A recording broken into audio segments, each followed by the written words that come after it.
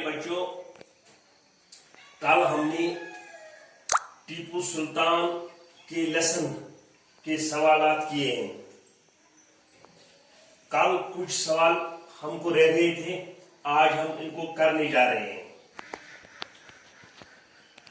आज हम 7वां सवाल करेंगे।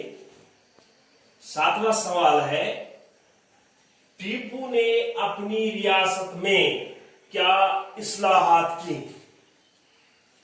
प्यारे बच्चों, हमने ये लेसन में अच्छी तरह पढ़ा है। आपको याद होगा कि टीपू ने एक मिसाल कायम की, यानी मजहबी रवादारी की। इसने मंदिरों के लिए जायदाद वक्फ की,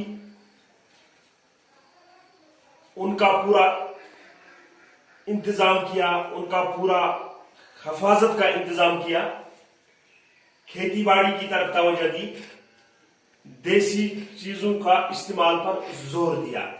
यह हमने तफसीलन पढ़ा है किताब में। आपको याद होगा कि मैंने यहां इसका जवाब मुख्तसर लिखा है। टीपू ने मजहबी रवादारी कायम की, यह हमने कल भी पढ़ा है।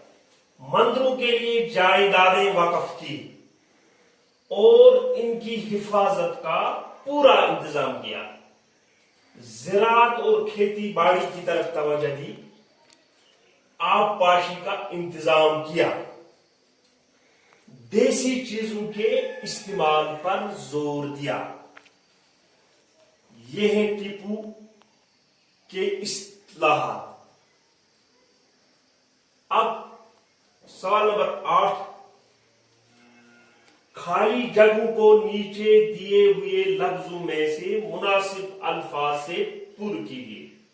यानी यहां कुछ अल्फाज दिए गए हैं, इन अल्फाज से मंदरजा झेल जो खाली जगह हैं इनको पूरा करना है। इन अल्फाज से कौन कौन सा अल्फाज दिया गया है? एक, शरायत, इस्तिकाम, गद्दारी, इक्तिदार, जेर। ठीक है, ये अल्फाज दिए गए हैं। इन अल्फाज से इन खाली जगहों को पूरा करना है। देखिए, पहला है, अंग्रेज चाहते थे कि वो एक एक करके सब रियासतों को डैश डैश कर ले। ऊपर अल्फाज दिए गए, शरायत दिया गया है, इस्तिकाम लफ्ज है, गद्दारी है, इक्तिदार है, जेर है। बताइए प्यारे बच्चों कि इन अल्फाज में से कौन सा लफ्ज यहां आएगा। सवाल क्या है? अंग्रेज चाहते थे कि वो एक एक करके सब रियासतों को डैश डैश कर ले। बताइए, शरायत आएगा, इस्तिकाम आएगा, गद्दारी आएगा, इक्तिदार आएगा, जेर आएगा। क्या आएगा पता है आपको? भूल गए? सुनिए, यहां जेर आएगा। क्या आएगा? जेर। यानी अंग्रेज चाहते थे कि वो एक एक करके सब रियासतों को जेर कर ले, यानी कब्जा कर ले। जेर का माना है कब्जा करना। आगे सुनिए, अब दूसरा है, टीपू ने रियासत में देश देश की तरफ तवज्जो दी। टीपू ने अपनी रियासत में किन चीजों की तरफ तवज्जो दी, हमने पढ़ा। यहां लफ्ज है शराइत, इस्तिकाम, गद्दारी, इक्तिदार, जेर। अब बताइए, टीपू ने रियासत में देश देश की तरफ तवज्जो दी। किस चीज की तरफ तवज्जो दी? इस्तिकाम। यहां इस्तिकाम है, रियासत की इस्तिकाम की तरफ। किसकी तरफ? रियासत की इस्तिकाम की तरफ तवज्जो दी। ठीक है। अब तीसरा है, टीपू ने अंग्रेजों को अपनी देश पर मानने पर मजबूर कर दिया। आपने पढ़ा किताब में, टीपू की रियासत जो थी मैसूर, उस मैसूर पर अंग्रेज बार बार लड़ाई छेड़ते रहे, लेकिन इन्हें कामयाबी हासिल नहीं हुई। फिर क्या हुआ? टीपू ने इनको अपनी शरायत मानने पर मजबूर कर दिया। यह हमने पढ़ा। यहां क्या आएगा?